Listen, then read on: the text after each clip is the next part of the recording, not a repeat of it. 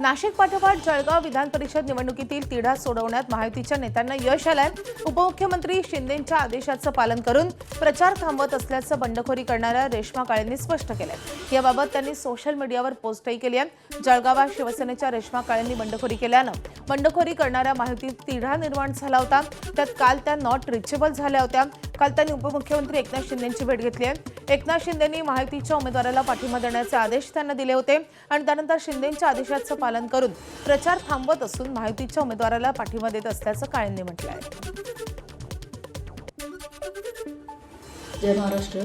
मी रेश्मा कुंदन काळे, विधान परिषदची उमेदवार। आज महाराष्ट्राचे उपमुख्यमंत्री आमचे आदरणीय प्रमुख नेते एकनाथजी शिंदे साहेब यांची सदिच्छा भेट घेतली आणि त्यांचं आदेशाचं पालन करून मी महायुतीचा साथ देत आहे आणि आजपासून मी माझा प्रचार थांबवत आहे।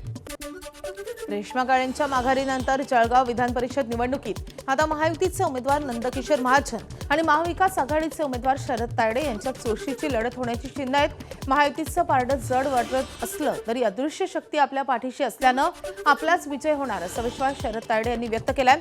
त्यांच्याशी बातचीत केली आमच्या प्रतिनिधींनी, आपण पाहूया। महाविकास आघाडीचे उमेदवार आहेत आपल्यासोबत शरद तायडेजी। काय सांगाल? गिरीश महाजनांनी म्हटलं की तुम्ही त्यांच्या संपर्कामध्ये, कसा संपर्क आहे तुमचा? संपर्कात तर नाही आहे, संपर्कात आमच्या याच्यातला कोणीच नाही आहे किंवा महाविकास आघाडीमधला एकही आमचा नेता म्हणा किंवा कोणी त्यांच्या संपर्कात नाही आहे। त्यांनी काय विधान केलं असं? आता त्यांनाच विचारा तुम्ही, काय विधान केलं त्यातली? संभ्रम निर्माण करता येते, म्हणजे मतदारांमध्ये जे आमचे महाविकास आघाडीचे मतदार आहे त्यांच्यामध्ये संभ्रम निर्माण करता येते किंवा जेणेकरून हे मतदार जसं आता आमच्या बाजूने कल जास्त होतो आहे तर त्यांनी मतदारांमध्ये संभ्रम निर्माण केलेला आहे। मला एक सांगा की या सगळ्यामध्ये सध्या जळगावची निवडणूक राज्यभर गाजते ती रेश्मा काळे यांच्या बंडखोरीने, त्या कदाचित माघार घेतील किंवा नाही पण उद्या घेतील असं गिरीश महाजनांनीच म्हटलं आहे। नाही तर मागे बी बोलले होते की ते माघार घेतील। आता येऊन का, आता उद्याची 13 तारीख आहे, फॉर्म भरायची माघाराची मुदत 4 होती, तेव्हापासून चालू आहे त्यांचं माघार घेतील पण अजून राज्यातपर्यंत माघार झालेली नाही आहे। उद्या गुलाबराव घोषणा करतील असं त्यांचं म्हणणं आहे। काय माहिती आता काय करता गुलाबभाऊ, काय करता? मागच्या वेळेला म्हटलं तर अदृश्य शक्ती तुमच्या आहे ना, अदृश्य शक्ती जी आहे ती आहेच, परंतु मतदारही आमच्या पाठीशी आहे। आता आम्ही जेव्हा प्रचाराला जातोय तेव्हा मला सगळे जे आहे नगरचो त्यांचा जो प्रतिसाद आहे त्याच्याने 100% आमचा विजय आमचा आहे। बरोबर, आमचा विजय निश्चित होईल असा दावा देखील त्यांनी केला आहे। चंद्रशेखर नेवे, ABP माझा, जळगाव। हिंगोलीच्या सेनगाव तालुक्यातील जयपूरमध्ये ओबीसी जनजागृती सभा पार पडली आहे। या सभेला लक्ष्मण हाके आणि नवनाथ वाघमारे यांनी हजेरी लावली। या सभेत जातीय जनगणना झालीच पाहिजे अशी मागणी करण्यात आली आहे। ओबीसी आरक्षणातील घुसखोरी थांबली पाहिजे असं हाके यावेळी म्हणाले। आम्ही राज्यभर 100 सभा घेणार असल्याची घोषणाही त्यांनी यावेळी केली आहे। आपल्या आरक्षणातील घुसखोरी थांबली पाहिजे। महाराष्ट्रामध्ये ज्या गोष्टी घडतायत त्या ओबीसीच्या आरक्षणाच्या अनाथ माती कलवणाऱ्या घटना घडतायत। सरकार बेजबाबदार वागतंय, सरकारनं ओबीसीला वाऱ्यावर सोडले, असे अनेक प्रश्न घेऊन आज आम्ही हिंगोली जिल्ह्यातल्या सेनगाव तालुक्यातील जयपूर गावामध्ये 20वी सभा घेत आहोत आणि पहिल्या टप्प्यामधल्या आमच्या लवकरच 100 सभा होतील। पावसाचं वातावरण बघून या 100 सभा संपल्यानंतर आम्ही चलो मुंबई असा आम्ही नारा या महाराष्ट्रामध्ये देणार आहोत। नाशिकसह राज्यातील कांदा उत्पादक शेतकऱ्यांसाठी काहीसा दिलासादायक निर्णय समोर आलाय। केंद्र सरकारनं बफर स्टॉक अंतर्गत कांदा खरेदी दर वाढवण्याचा निर्णय घेतलाय। सरकारनं कांदा खरेदीचा दर 15 रुपये 80 पैशांवरून आता 16 रुपये 50 पैसे प्रति किलो केलाय। हा नवीन खरेदी दर आजपासून लागू होतोय। बाजारातील चढ उतार नियंत्रित ठेवण्यासाठी किंमत स्थिरीकरण निधी अंतर्गत दरवर्षी कांद्याचा राखीव साठा तयार केला जातो। दरम्यान उत्पादन खर्चात मोठी वाढ झाल्यानं महाराष्ट्रातील शेतकऱ्यांनी कांद्याला किमान 30 रुपये प्रति किलो खरेदी दर देण्याची मागणी कांदा उत्पादक शेतकरी संघटना, शेतकरी व कांदा तज्ञांनी कायम ठेवली आहे। कांदा उत्पादक शेतकऱ्यांना दिलासा द्यावा यासाठी केंद्राच्या अन्न ग्राहक व व्यवहार मंत्रालयातर्फे प्रल्हाद जोशी यांनी काल सोशल माध्यमावर 16 रुपये 50 पैसे हा कांद्याचा दर जाहीर केलेला आहे। आपण आता आहोत नाशिकच्या नांदगाव येथील नाफेडच्या खरेदी केंद्रावर।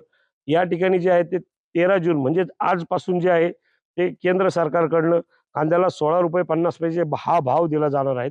यापूर्वी जो होतं ते 15 रुपये 80 पैसे हा भाव दिला भाव दिला जात होता.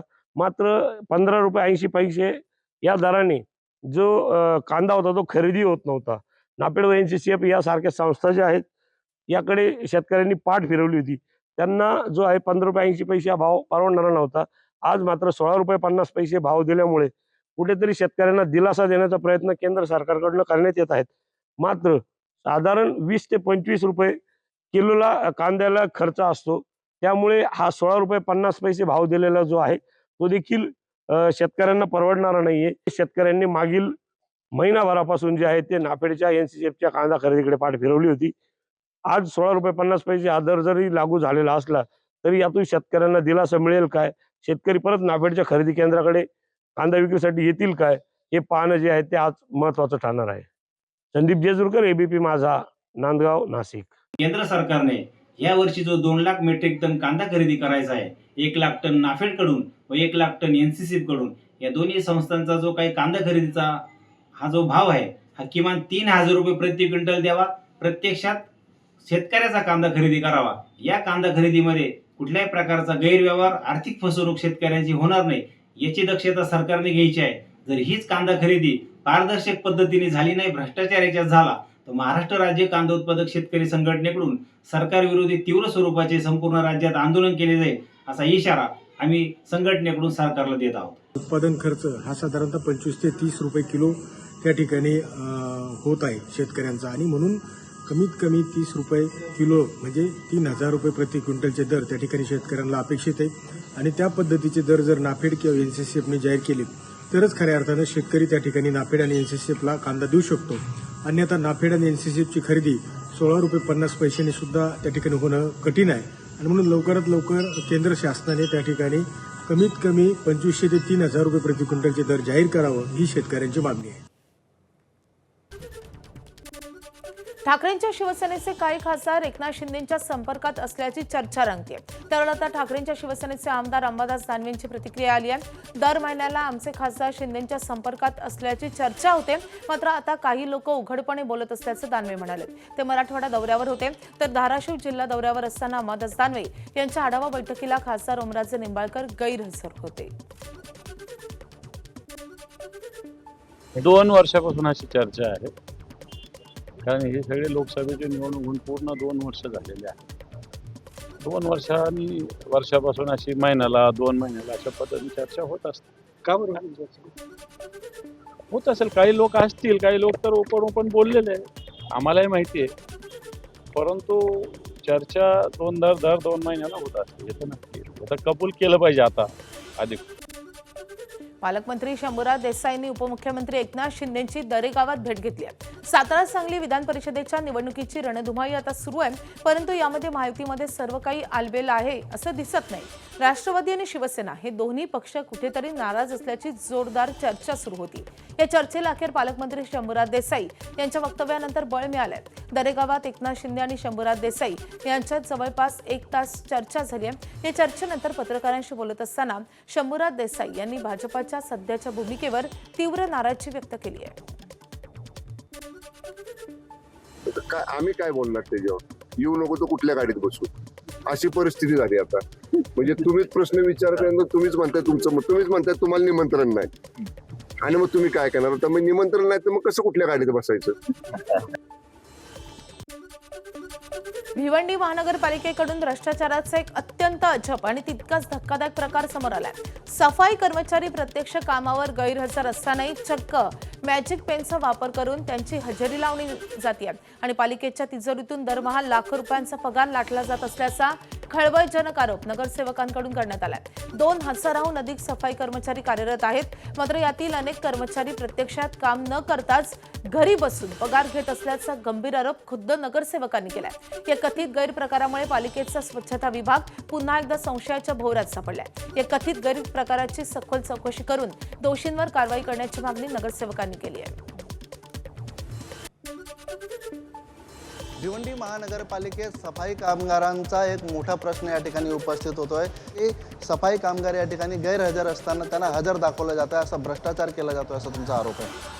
सर हमारी भिवंडी निजामपुर शहर महानगर पालिका में सफाई कर्मचारी 2000 से 2200 है, लेकिन सिर्फ 1400 कर्मचारी सफाई कर्मचारी हाजिर रहते हैं। उसके अंदर भी सर ऐसा होता है कि ये मैजिक पेन है, ये मैजिक पेन का यूज़ करके ये लोग छुट्टी करते हैं। जो कर्मचारी गैर हाजिर रहते हैं पहले ये क्या करते हैं, उनकी इस तरीके से एब्सेंटी लगा देते हैं, इस तरीके से एब्सेंट करते हैं, बाद में इसको इस पेन से इरेज़र पेन से मिटा देते हैं। और उसके बाद में जब इनका महीना भरता है, महीना जब पगार का होता है, तो उस वक्त में इस कर्मचारी की इस तरीके से साइन करके ये 30 दिन का हाजिरी का मस्टर्ड भर के और इसे जमा करके 30 दिन की पगार निकाल रहे हैं। ये भिवंडी महानगर पालिका का बहुत बड़ा भ्रष्टाचार है। ये तकरीबन 5 साल कई सालों से चल रहा है। मैं कमिश्नर साहब से ये रिक्वेस्ट करूंगा कि ये पिछले 5 साल का सारे प्रभाग का हाजी मस्टर्ड चेक करे और इस तरीके के बड़े भ्रष्टाचार का खुलासा करे, इसमें जो भी शामिल हो। कॉमेडी शो दरम्यान मृतदेहासंदर्भात आक्षेपार्ह वक्तव्य करणाऱ्या डॉक्टर सेजल पवारनं केईएम रुग्णालय प्रशासनाकडे लेखी माफीनामा सादर केलाय। या प्रकरणी स्थापन करण्यात आलेल्या समितीनं संबंधित कॉमेडी शोचं संपूर्ण रेकॉर्डिंग पाहून विद्यार्थिनीशी सविस्तर चर्चाही केली आहे। आज डॉक्टरांच्या पालकांना हजर राहण्यास सांगण्यात आलं असून त्यांच्यासमोर विद्यार्थिनी डॉक्टरचं समुपदेशन करण्यात येईल। या प्रकरणी वरिष्ठ प्राध्यापकांचा समावेश असलेली प्राथमिक तथ्य शोधन समिती तातडीनं स्थापन करण्यात आली असून आज समिती आपला अहवाल देणार आहे। आता माफीनामा सादर केल्यानंतर रुग्णालय प्रशासन डॉक्टरवर काय कारवाई करते हे पाहणं महत्त्वाचं असेल।